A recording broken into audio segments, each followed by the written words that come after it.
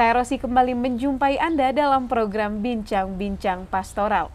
Sobat Komsos, kita telah memasuki bulan September, bulan Kitab Suci Nasional. Seperti tahun-tahun yang lalu, gereja menyelenggarakan pendalaman Kitab Suci bagi umat melalui katekese Bulan Kitab Suci Nasional. Bincang-bincang pastoral kita kali ini akan membahas tema umum katekese Bulan Kitab Suci Nasional tahun 2021 berikut gagasan dasarnya. Untuk itu telah hadir bersama kita Ketua Komisi Kitab Suci Keuskupan Ruteng, Pater Yos Masantoron SPD. Halo Pater, salam jumpa. Salam jumpa, selamat pagi. Bagaimana kabarnya nih Pater? Baik. Puji Tuhan, baik Puji ya Pater Tuhan, ya. Kita langsung saja bertanya ke Pater Yos, Sobat Komsos. Pater, apa tema katekese Bulan Kitab Suci Nasional tahun 2021 ini? Baik, terima kasih. Umat Keuskupan Ruteng yang saya kasih, selamat pagi dan selamat jumpa dalam Bulan Kitab Suci. Iya. Tema Bulan Kitab Suci tahun 2021 sesuai dengan konteks yang sedang kita hadapi, kita mengangkat tema Yesus sahabat seperjalanan kita. Yesus sahabat seperjalanan kita. Ini terinspirasi teksnya dari mana nih Pater? Itu teksnya dari Injil Matius bab 14 ayat 27. Tenanglah, aku ini jangan takut. Pernyataan Yesus yang ditujukan kepada para murid yang sedang mengalami tantangan badai ketika mereka menyeberangi danau Genesaret. Oh ya, benar ya Pater. Tenanglah aku. Kalau tidak salah ya ceritanya ketika Yesus dan para murid sedang ditantang gelombang di Danau Galilea nih. Ya. Benar begitu Pater ya? Benar. Benar sekali. Nah tentu saja ini menarik nih dan cocok sekali dengan situasi kita saat ini Pater. Karena kita sedang dilanda pandemi yang datang bergelombang-gelombang atau bertubi-tubi. Apa yang menjadi latar belakang atau konteks pemilihan tema ini Pater? Baik, tema ini didiskusikan bersama dengan para pakar pada bulan Oktober tahun 2020. Ya. Dalam pertemuan dengan para pakar kitab suci itu, kita menemukan beberapa alasan ini.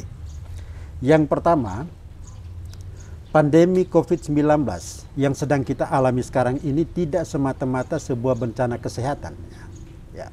Tetapi pandemi ini juga punya dampak dalam berbagai bidang kehidupan yang lain, seperti ekonomi, sosial, dan religius. Dalam bidang ekonomi misalnya, banyak perusahaan tutup, tidak bisa berfungsi secara normal. Banyak orang mengalami PHK, dan mereka kesulitan mendapatkan uang untuk membiayai kehidupan sehari-hari. Itu dalam bidang ekonomi. Sedangkan dalam bidang sosial, pandemi COVID-19 ini membatasi aktivitas sosial. Ya, manusia kurang berkumpul, mereka menjadi bosan dan ini menimbulkan rasa putus asa dan frustrasi.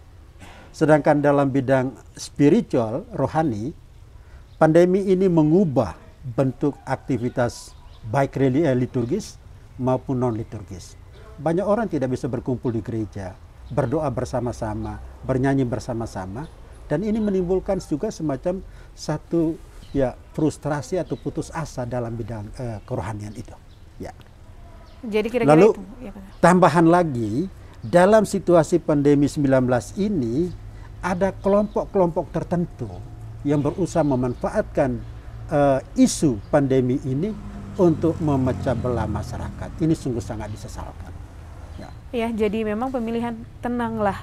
Ya Pak Pater ya tadi tenanglah. Aku ini jangan takut. Ya. Jadi kecemasan-kecemasan yang hadir mulai dari situasi ekonomi, sosial, kemudian juga rohani tadi ditenangkan dengan tema kali ini ya, bahwa tenanglah aku ini jangan takut. Nah Pater, kira-kira apa yang mau dicapai dengan mengangkat tema ini? Apa yang diharapkan pada umat? Baik, dengan mengangkat tema Yesus sahabat seperjalanan kita, tujuan atau sasaran yang mau dicapai dari pertemuan-pertemuan kitab suci yang kita buat di tingkat kelompok itu ingin mencapai beberapa sasaran atau tujuan yang berikut. Yang pertama, pandemi COVID-19 memang sebuah bencana yang tidak bisa dikontrol. Kita tahu pemerintah sudah mengeluarkan begitu banyak dana, tetapi sampai dengan saat ini situasi kita tidak banyak berubah. Dengan demikian, renungan kitab suci yang kita buat di tingkat kelompok itu membantu kita untuk mengontrol sikap dan reaksi kita terhadap COVID-19. Seorang psikolog pada dalam Perang Dunia Kedua, Viktor Frankl, itu dia pernah mengatakan begini. Ya, dia itu adalah korban dari Holocaust di Jerman. Dia katakan begini, ketika kamu dihadapkan pada situasi yang tidak dapat kamu kontrol, kamu perlu beradaptasi dengan situasi tersebut. Ya, dengan kebesaran jiwa, dalam inspirasi kitab suci, kita coba menyesuaikan, beradaptasi dengan situasi pandemi ini. Itu yang pertama. Lalu yang kedua, dengan katekese kitab suci yang dibuat di tingkat kelompok, itu sasaran yang mau dicapai itu menumbuhkan iman dan kesadaran umat untuk menemukan dan mengakui Allah sebagai kekuatan yang melampaui pandemi 19 ini.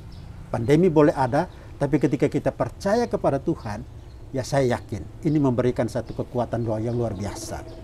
Lalu yang ketiga, katekesi ini juga bertujuan untuk memberikan inspirasi, memberikan motivasi kepada umat bahwa mereka tidak sendirian dalam situasi pandemi. Seperti Yesus hadir ketika para murid mengalami badai, demikian juga sekarang Yesus hadir di dalam situasi kita. Dan yang terakhir, pandemi ini mendorong ya semacam solidaritas sosial. Dalam keterbatasan dan kekurangan, ya kita perlu memberikan perhatian terhadap orang lain. Tidak saja secara material, tetapi juga secara spiritual rohani. Demikian Rosi. Wah, jadi itu adalah 4 hal yang tadi mau dicapai ya Pak Ter. Ya, ya. Dan juga harapannya di tengah pandemi ini kita bisa berada di rumah bersama keluarga kita, lalu mulai untuk sama-sama mendalami kitab suci. Ya, ya karena banyak yang bilang Pak Ter, selama pandemi ini gereja-gereja dalam rumah itu dibangun. ya. Lebih banyak lagi. Jadi ya harapan kita semoga saja bulan kitab suci kali ini di tengah pandemi, semua keluarga-keluarga di rumah juga bisa sama-sama Puji mendalami. Tuhan kalau memang itu kitab. terjadi ya. Iya Pak Ter. Nah Pak Ter, katekese bulan kitab suci nasional seperti tahun-tahun yang sebelumnya dibuat dalam 4 pertemuan. Ya. Mungkin Pak Ter bisa memberikan gambaran singkat nih, bagaimana tema umum ini dibahas dalam 4 pertemuan itu? Baik Rosi, memang sesuai dengan kebiasaan kita, bulan kitab suci itu berlangsung selama bulan September dan kita mempunyai 4 minggu. Karena itu Lembaga Biblika Indonesia menyiapkan 4 pertemuan dengan harapan setiap minggu umat di dalam kelompok itu bisa mendalami tema itu selama 4 minggu itu. Tetapi kita sekarang berhadapan dengan situasi COVID. Umat tidak mungkin berkumpul bersama-sama di lingkungannya. Karena itu harapan minimalistik. Itu paling kurang ada beberapa orang bisa berkumpul atau itu bisa dibuat di dalam keluarga. Ya. Ada 4 tema yang diharapkan untuk direnungkan dalam 4 minggu itu. Yang pertama, minggu pertama, Yesus sahabat mereka yang putus asa. Ya. Tema ini kita mengambil inspirasi dari Injil Matius bab 14 ayat 22 sampai dengan 33. Peristiwa angin badai dan Yesus hadir bersama muridnya. Kehadiran Yesus menenangkan para murid dan mereka bisa melanjutkan perjalanan itu. Ya, jadi tujuan yang mau dicapai dengan keyakinan bahwa Yesus hadir bersama kita, umat merasa tenang berhadapan dengan pandemi COVID-19 ini. Lalu minggu yang kedua, kita merenungkan tema Yesus sahabat bagi mereka yang kehilangan. Inspirasi dari tema ini kita ambil dari Injil Yohanes bab 11 ayat 1 sampai 44. Itu peristiwa Lazarus. Ya, Marta dan Maria minta Yesus datang. Tetapi ketika Yesus datang, saudara mereka itu sudah meninggal. Nah, kehadiran Yesus tidak hanya membangkitkan Lazarus, tetapi juga memberikan peneguhan, memberikan kekuatan kepada Maria dan Marta. Demikian harapan kita dalam situasi pandemi ini, banyak saudara kita, banyak anggota keluarga kita yang meninggal. Ya, dengan merenungkan tema ini kita diharapkan untuk membangun semacam satu rasa solidaritas, setia kawan, ya, dalam situasi ini. Lalu minggu yang ketiga kita merenungkan tema Yesus sahabat bagi mereka yang menderita. Kita mendapatkan inspirasi dari Injil Lukas bab 10 ayat 25 sampai dengan 31. Ya. Itu peristiwa tentang orang Samaria yang baik hati, ya. Dia turun dari kota Yerusalem menuju Yeriko, mendapatkan orang yang diserang oleh penyamun. Imam lewat tidak menolong, Levi lewat tidak menolong, tapi orang Samaria yang notabene bermusuhan dengan orang Yahudi memberikan pertolongan kepada orang yang mengalami bencana. Ini juga menjadi satu contoh inspirasi yang baik. Bagaimana kita bersikap terhadap orang yang menderita. Dan tema yang terakhir, Yesus sahabat bagi mereka yang bertobat. Nah, dalam situasi pandemi ini tentu ada banyak hal yang muncul. Pelanggaran, kekurangan, ketimpangan. Tetapi dengan membaca teks Wahyu bab 3 ayat 14 sampai 22 yang ditujukan kepada jemaat di Laodikia, kita belajar dari semangat orang Laodikia. Mereka bertobat dan kembali kepada jalan yang benar. Baik, terus di sekitar 4 tema yang kita renungkan selama 4 minggu dengan harapan-harapan seperti itu. Oke, Pak Ter, ini yang terakhir. Saya ingin tanya, harapan Pak Ter nih untuk umat Katolik di Keuskupan Ruteng dalam menyambut bulan Kitab Suci ini. Ya, Rosi, perlu kita sadari dan kita tahu bersama bahwa dari sekian banyak keuskupan yang ada di Indonesia, Keuskupan Ruteng adalah keuskupan terbesar dalam hal jumlah umat Katolik. Ya, umat Katolik yang ada di keuskupan kita ini berjumlah 800.000 lebih. Ya.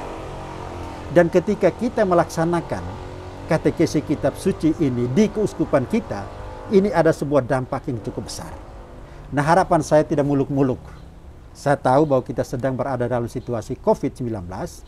Saya mengharapkan supaya para pastor paroki, para ketua DPP memberikan animasi dukungan kepada umat.